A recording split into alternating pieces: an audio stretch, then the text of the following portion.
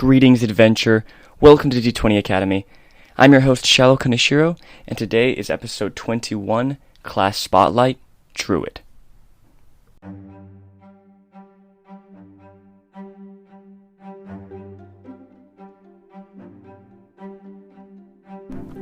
Hey guys, Class Spotlights are back, and this week was one of my favorite classes in all of Dungeons & Dragons. Now, if you don't know what the Class Spotlights are, this is one of my favorite segments of the podcast where I go over all the details on a class, including what the heck it even is, its strengths and weaknesses, race and background synergy, some of its key features, its subclasses, and the playstyle it best suits. It's to help new players get familiar with the classes, and hopefully when I'm done with this series, after spotlighting all the classes in the player's handbook, then new players can listen to every single one, find the ones that they think would suit them best, the one that suits their kind of play style and the class that they would enjoy playing. But even if you're not a new player, just someone who's already been playing D&D for quite a while, you can still learn a lot from here.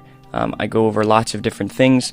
I give lots of ideas for like if you're going to play this class, so you can get inspired and all of that. So it's really fun. It's a really good deep dive into this class. I go over lots of things. I don't get into like the nitty-gritty rules and every single ability and all of that, because I don't think that's really needed, but I just kind of go over the surface level things, and then kind of give inspiration and talk about what kind of players would like this class the best. So without further ado, let's get right into it. Alright, I'm just going to start with kind of a basic description of a druid if you're not really sure what it is, if you've never kind of heard of it before.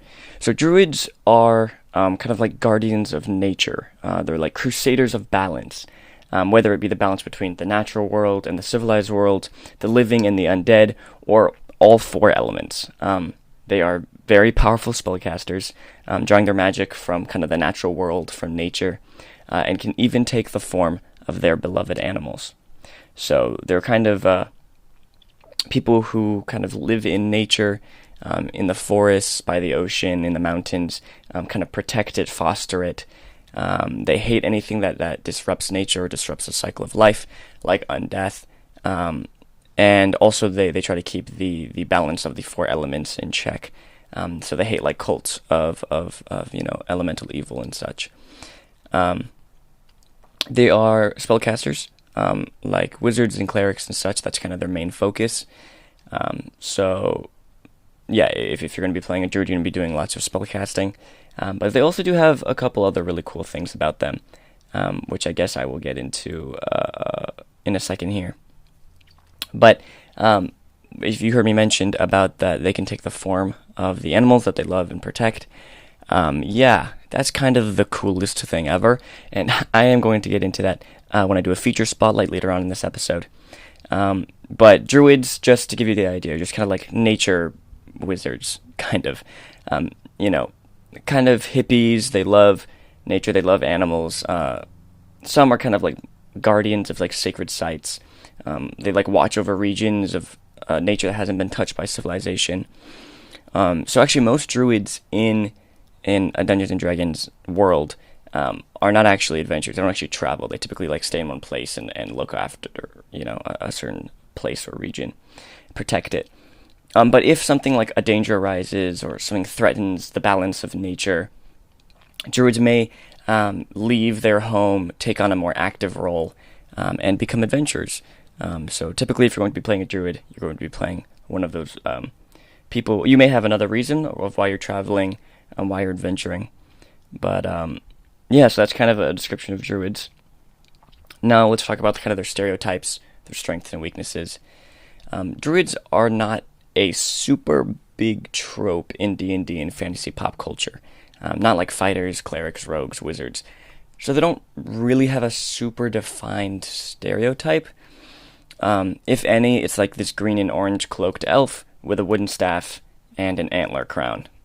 For some reason, I don't know why the antler crown is the thing, but like pictures of druids, they have like these crowns and they have like deer antlers.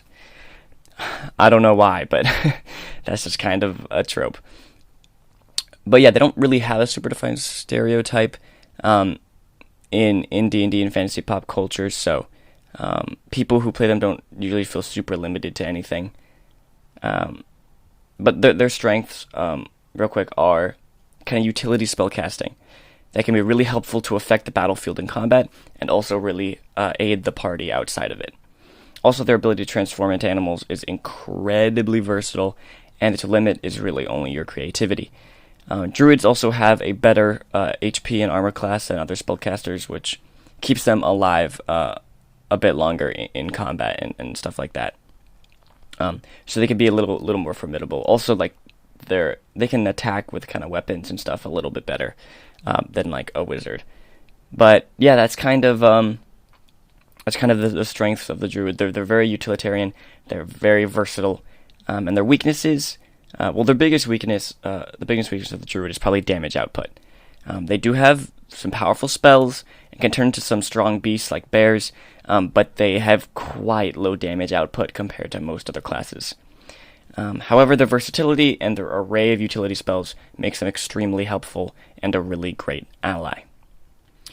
So at this point, I kind of talk about like the race and background synergy of a druid, kind of what races work best with it, and what kind of backgrounds work best with it, which ones kind of work worse for it. But remember, this is your character. You can do whatever you want. Don't feel like you have to be confined by this stereotype or which races or backgrounds go best with this. Do what you want. Build the character you want. These are just kinds of rules, mechanic things that fit best with druids, but you make whatever druid you want. You know what I mean? If you have a really cool idea for kind of a race of a creature who would be a druid, but doesn't really have any of the ability score improvements that help a druid, or doesn't seem like a stereotypical druid, that's fine. Do it. That can be really fun to explore. If you're someone who cares more about optimizing, or even wants to build kind of a stereotypical druid, that's also fine. Like that's also cool. So the best races for a druid, mechanically, are hill dwarf and wood elf. Now, druids use wisdom primarily for their spellcasting and abilities, and no race actually in the player's handbook gives a +2 bonus to wisdom. Every other ability score has a class that gives it a +2 bonus, but wisdom is one ability that does not have any +2 bonuses. So hill dwarf, wood elf, and humans all gave a +1 bonus to wisdom, but I'm cutting out humans because they get a +1 to everything, so they're technically just the best and worst race for every class, so I don't really talk about them here. But wood elves are cool. They have a bonus to wisdom and dexterity, and dexterity can be useful when it comes to armor class and other things, initiative, but is not super helpful for a druid. But a hill dwarf is actually probably the best because they get a bonus to wisdom and constitution, which should be the two highest scores of a druid. So hill dwarf and wood elf work best mechanically when it comes to being a druid. I'd say the worst races for a druid would be a tiefling and a dragonborn. Once again, when I say worst races, I don't mean like you're dumb if you want to play a tiefling druid or a dragonborn druid. That's totally fine. Play the characters you want. I'm just talking about mechanically. A tiefling gets bonuses to charisma and intelligence. Both skills really have nothing to do with druids. Obviously, if you want a druid who is more learned or one who is more charismatic, then a tiefling is good because you're getting those bonuses in those areas. But when it comes to mechanically what the druid needs and what abilities are good for them, charisma and intelligence really don't have anything in there. Also, thematically, like tieflings are, demonic and not super obvious or stereotypical for like a demonic being to be kind of ruling over nature and stuff. And then there's the dragonborn, which gets a bonus to strength and charisma, both of which once again are not super useful for a druid. But a dragonborn druid could be really cool. Tiefling druid could be really cool. It's whatever you want to do. But mechanically, those are probably the worst races to choose if you're going to play a druid. Okay, so for the backgrounds for the druid, I'd suggest hermit or sage. Hermit is what I suggest in the player's handbook if you're going to do a quick build, because it kind of fits the kind of theme of the druid of like someone who kind of lives alone and just guards their location and just kind of sits in nature by themselves, is more in tune with nature than like society and civilization. That's very much a hermit thing. And then sages, sages can be super varied. They can be like professors or scholars, but sages could also be like fortune tellers or like other kind of like very learned people. And I feel like a druid could be some kind of very, very, very smart, learned person in nature. And the backgrounds that don't fit super well with the druid thematically, once again, totally choose these if you want to. But like in just a basic theme of like a druid and how it's explained in the player's handbook, guild artisan and urchin don't make too much sense with the druid, just because those are very focused on growing up, living in civilization, and druid is very much about nature and the natural world. So those don't make tons of sense in the theme of the druid. But once again, you can totally make a druid that's a guild artisan or an urchin or whatever. You just up to you. Okay, now I'm just going to kind of talk about the spells that the druids have. So druids are just as powerful spellcasters as clerics and wizards in regard to like the amount of spell slots they have and the spells that they're able to know. It's all equal across the board, along with clerics and wizards. But they do have a much more limited array of spells to choose from. Each class has a spell list in the back of the player's handbook, which is the spells they can choose from when it comes to the ones that they can learn or the ones that they can prepare. And druids' spell list is quite limited. However, druids can prepare spells, like clerics and paladins, which means they get to choose which spells from their list they can cast for the next day. So things like sorcerers and bards, they just have a list of spells they know, they choose that from their spell list, and just those are the spells they know. They can't change that. They can only cast those spells from now on. But druids and clerics and stuff, every long rest, they can prepare a certain amount of spells from their spell list, which gives them a lot more variety. They can prepare for things that they know the party is planning to do the next day. So this gives them an added bonus of versatility and this ability to prepare spells. It is a little more complex and takes a little more time. Definitely for like new players, it can be a little confusing and a little time consuming. But it still just gives them that kind of an edge. There are quite a few spells limited to just druids, most namely those like relating to nature. So even though there's tons of spells in 5th edition, a lot of them are shared between classes. There is actually quite a lot that are only for druids, like these like kind of nature spells. A couple of them also rangers have, because rangers are also spellcasters that kind of have to do with nature. But there are a lot of spells that only druids have access to, which is kind of cool. Now, like I mentioned before, most druid spells are utility, and they are not damage focused. They have really cool battlefield affecting spells, like Entangle, Fairy Fire, Confusion, Insect Plague, Earthquake. These spells can really turn the tide of battle, and makes playing a druid way more tactical than just mindless sword swinging. So while the druid in combat won't really be doing that much damage, they can definitely pack a punch, they can definitely do some damage. But compared to other classes, the druid is really, really quite far behind when it comes to damage output. But they can still cast tons of other spells that affect the battlefield, typically in like large areas and affect multiple opponents, that can really shift the tide of battle.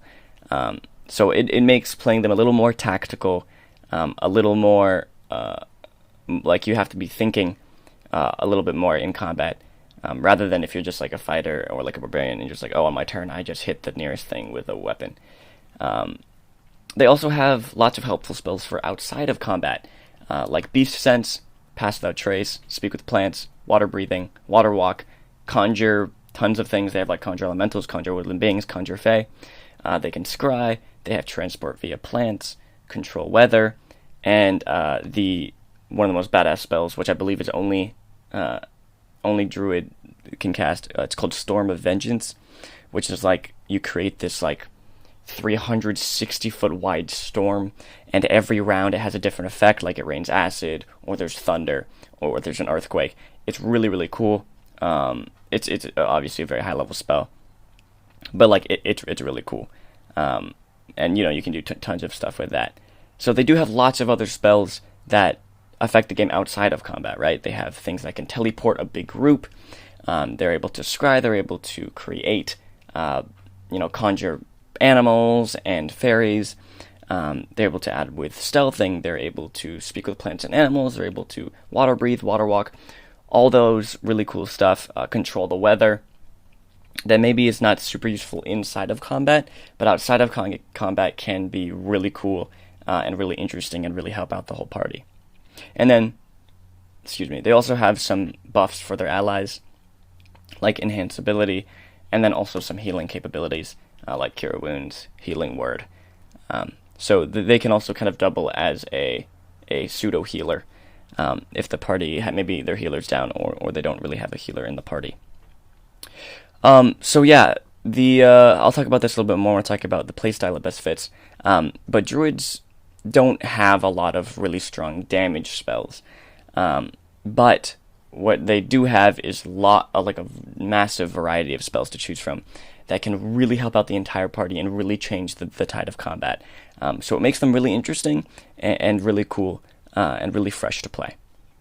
Okay, now I'm going to do 2 spotlights on 2 of the features of the Druid class that I think are really cool. Okay, so the first feature spotlight is going to be on, this is an ability Druids get at 2nd level called Wild Shape. Now this is an ability completely unique to Druids. No other class has this ability, and it's basically the best thing in the world. It basically means you can transform into any animal you want. Now, there are limits based on your level for like the challenge rating, the power of the animal you want to turn into, and whether they can fly or swim. But I think after you get to about, 8th level? Yeah, once you get to about 8th level, you can turn into anything that can fly or swim, and then there's still like a cap to the challenge rating. But the higher level you get, the higher challenge rating animal you can turn into. Now, this is one of the coolest abilities in all of 5th edition that any class gets. I think this is super unique, it's super interesting, and there's so much possibility in it. Now, what a lot of people I think get confused by or kind of do wrong is use Wild Shape to turn into big animals that deal damage, like bears and lions. But I don't think that's what Wild Shape is for. I mean, you can definitely do that, but and I'll talk about this in a second, depending on your subclass, it's really not going to be that strong or powerful. You're not probably going to get a lot done by turning into something like that during combat. I mean, it's still cool and it's still fine. It can still actually do stuff. But actually there is, I think, another reason, actually like tons of reasons why you can use Wild Shape, and they don't necessarily have to be in combat just to deal damage. You can turn into so many things, right? The only limit is kind of your creativity on what animals you want to turn into and why you want to turn into them. You can turn into birds, right? Once you get to a certain level, you can turn into things with flying speeds. That allows you to be able to scout as a bird. It allows you to hide because you're much smaller. It allows you to follow things very much stealthily because no one expects a bird to be an actual person watching and following them. Things that like little birds that fly can be super useful. You can turn into a spider or some kind of insect to slip under doorways and through cracks of windows to sneak into rooms and castles and different places and spy on people. You can turn into, fish and go under the water once you get to a certain level and investigate things beneath water. And it's just really cool. The only limit is your creativity of what you want to turn into and how you use this power. It's really interesting. I really like it a lot. It just adds so much potential, and it's such a good, cool way to solve different problems that the party may come up against. And yeah, it's just really, really interesting. I really like the Wild Shape feature a lot. Yeah, it's definitely the highlight of the Druid class by far, and is so versatile and keeps people creative, and it's just a really, really cool ability. The second feature I want to spotlight is called Timeless Body, which I believe Druids get at like 18th level, so really high up. Basically what this means is that for every 10 years that pass, your body ages only 1 year. That's what you get at 18th level. Yeah. This as you can probably tell, really has nothing to do with combat or your campaign, unless your campaign takes place over dozens and dozens of years. But I think it should be noted and not totally disregarded, because I think it's really interesting in regards to the character and their character arc. Because it means primarily that they will live long past their friends. So if you're a druid and you get to 18th level and you get this ability, you can be thinking like, how does this impact my character, the rest of my character's life after the campaign ends? When we're talking about the epilogue of our characters, how does this affect the way they see the world? They're not dying anytime soon. They're going to live on far longer than any of their friends, far longer than the people they know, living multiple lifetimes. And definitely if they're a race like an elf or whatever that already lives hundreds of years, I mean, they're going to be living a super, super long time. So it's just really interesting in regards from like a character standpoint, how their mindset may shift, and how that will kind of impact them in their character's epilogue in the rest of their character's personal story, because of this ability that allows them to live on forever. Do they like it? Because it gives them the ability to continue protecting this thing and continue fostering nature for generations. Maybe they don't like it. Maybe they want to be able to pass away alongside their friends and such. So how does this kind of impact the character? How does this impact their character arc? It's very small, typically disregarded by most playgroups, by most like druid players, but I think it is a little interesting thing to look at and kind of think about. Also, druids don't really have a lot of features. They, like most other spellcasting classes, don't really get a lot of abilities and features. Most of what they do every time they level up is just get access to more spell slots and more spells. So they don't really have a ton of features. But this was just kind of one of the few that they had that I thought was pretty interesting to look at. Okay, now that we've kind of done the feature spotlights, let's go on to the two subclasses of the druid. Okay, so the subclasses of the druid are called druid circles. And it's kind of like their focus when it comes to two regards, which is spellcasting and their wild shape. So the first circle, the first subclass is called Circle of the Land, and its basic kind of focus is druids who are more powerful when it comes to spellcasting. They learn some new cantrips, they get an ability that helps them regain some spell slots on short rests, and they also get some small abilities that help them with travel, with fae, and attuning more to like plants. What's really cool, I think, about the Circle of the Land, other than kind of getting access to more spells, make them a little more powerful spellcasters, and giving them these also kind of side abilities that help them with against being charmed and traveling through nature, is you get to choose the biome, the land in which you became a druid in.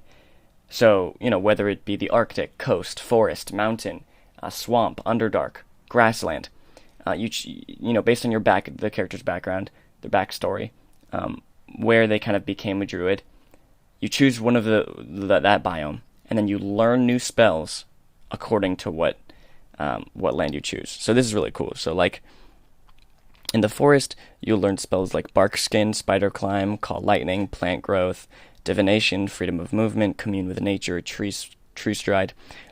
While if you kind of became a druid in the swamp, you'll learn spells like darkness, acid arrow, water walk, stinking cloud, locate creature, insect plague, things like that, right? Which are more specific to that biome.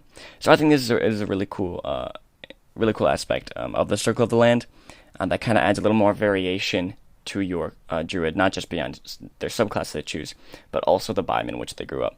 So I think that's just kind of really interesting and should be noted. The second subclass is Circle of the Moon, which is basically wild shape on crack, just making it more powerful than it already is. You get more uses, you can turn into more powerful beasts, you can, there's abilities that help you with self-healing when you're in animal form, that allow you to be more protected, while in animal form. Also at 10th level in Circle of the Moon, you get the ability to turn into elementals. So, yeah, that's a thing you can do, which is like the coolest thing ever. And it also makes wild shaping into powerful beasts for combat actually effective and rivaling that of fighters and barbarians. So when I talked about Wild Shape before in this episode, about how using Wild Shape to turn into just like beasts in combat that can just kind of like with their claws and bite attacks is not going to be super useful or really even rival that of like fighters or barbarians. When you choose Circle of the Moon, you can get access to way more powerful beasts, and then you can, like, turning into beast in combat makes much more sense, and you can actually be quite effective and quite powerful in combat. So Circle of the Moon is really cool if you're into the Wild Shape thing, if you want quicker access to be able to do flying speed and swimming speed, and, you know, be able to turn into more powerful animals and a more variety of animals, all that kind of stuff. Choose Circle of the Moon. It's really, really cool. The ability to turn into elementals is super dope. Obviously, I have a bias just because I love Wild Shape. I just love that ability so much. I love Circle of the Moon. If I was to ever play a Druid, I would definitely do Circle of the Moon. But, yeah, it's up to you, depending. Read through both of them, Circle of the Land, Circle of the Moon, find which one works best for you and your character. But yeah, those are the two subclasses. I think comparative to the other classes and their subclasses, these are very defined, very specific, and really effective. I really do like the design of the Druid. I mean, obviously, if you couldn't hear from the way I'm talking about things, I really like the way the Druid class is designed. I like the abilities and the features they have, the spells they have access to. All of that I really enjoy. I really think it's brilliant. And these subclasses are no different. Whereas some classes, their subclasses are okay. They're not super, like, thematic. They're not super effective. They're just kind of there. These two subclasses get new abilities at consistent intervals during as you level up. They're both pretty specific. They both have a distinction between their focuses. The Circle of the Land has even more of variety with the different biomes. The Circle of the Moon can allow you to transform into, like, elementals and all this cool stuff. They're both really strong and really define the Druid's focus, the way they play, which I think is what subclasses should be like, and should be their purpose. So I really do like these subclasses, and I think they're very effective and very strong. So the last thing we're going to get into before I end this episode is kind of the play style. The people who would like playing a Druid the best, and the people who may not enjoy playing Druid as much, depending on the way they play the game. Okay, so I would put Druid into a more advanced category of classes, just because its focus, definitely in, like, combat, is not super straightforward. So those who enjoy the spotlight in combat, who enjoy doing lots of damage, will probably dislike the Druid. It's just, like I've mentioned before, it does not do a lot of damage in combat, and doesn't have an obvious thing you do every turn, like go towards the nearest thing and whack it with an axe, or cast Fireball. You know what I mean? These spells and features are much more varied and different, and the Druid just is not super focused when it comes to combat, not super obvious what you should do with them every turn. So for kind of like new players, or people who enjoy taking the spotlight in combat, Druids are probably not for them. Saying that, if you like thinking outside the box, being creative, then the Druid is the best class for you. It's incredibly versatile with the Wild Shape and the utility of its spells. It's just crazy how much open-endedness is within the Druid's capabilities. It makes playing them consistently fresh and new. Whereas playing other classes, definitely like weapon ones, like Fighter, Barbarian, Rogue, combat and things can slog very quickly and very easily just because you're doing the same things over and over and over again. You may be really strong or really powerful, but it can just get a little boring. Druids are always fresh, always new. You will always find new ways to turn your powers to something that helps the party. It's rare for playing a Druid to get boring and slog, just because they're so damn versatile. They have so many different abilities, so many different things that they can use their spells and their Wild Shape on, solve all these different problems. As long as you're someone who's like pretty creative, loves thinking outside the box, wants a fresh new experience every single session, then Druid is definitely for you. Also, if you just kind of want to play a nature hippie wizard, Druids are your guy. But yeah, like I said, players who enjoy the simplicity of D&D, new players who kind of don't want to get into the craziness of spellcasting and all that, people who want a clear focus during combat, who don't want to have to research all their different spells and try to figure out every single turn what they're going to do, then yeah, Druid's probably not the class for you. There's tons of other classes more catered to your liking, to your playstyle. But if you're more of a mature, more advanced D&D player, or even a new player who really wants to try out spellcasting and, you know, loves finding creative solutions to the problems that they encounter in D&D, yeah, Druid is definitely for you. Druid is really cool, super open-ended, super versatile. It helps the whole party. It's just a really great class. Obviously, you can tell I'm a little biased. I really love the Druid a lot, just because of how open-ended it is. In fact, I love it so much that, like, I was like working on planning this podcast, and I was like, you know, looking through it and doing all the planning and all that, and I was like, dang, I should probably play Druid next. As you guys know, I'm more of a dungeon master than a player. I don't play too often, and I've never actually played a Druid myself, you know, as a player. But after doing this episode, I may want to, because I think they're really cool, and just the creativeness and thinking outside the box thing is just super interesting. So I may actually want to play a Druid next time, just because doing this episode has made me realize how cool they are. But there it is. Those are the playstyles. It fits. Once again, you can totally play a Druid if you want to, if it's something that doesn't super fit your playstyle. Just be warned, you may not enjoy it as much as other classes. But once again, you guys can do whatever you want. Mix the Druid with any race, any background. Build your character, but hopefully I was able to kind of shed some light on what the Druid's all about, some of its features, some of its abilities, its focuses, its strengths, its weaknesses. Maybe some of you guys got a little inspired to build a Druid of your own, or to find new ways to play your Druid. So yeah, thank you so much for listening. This one was kind of a short episode, but I feel like I got a lot of information out, and I'm really proud of this one. I really like Druids, and I really like these class spotlights, being able to kind of talk about these classes and which playstyle they fit and all of that to help out all of you guys. So thank you so much for listening, and have a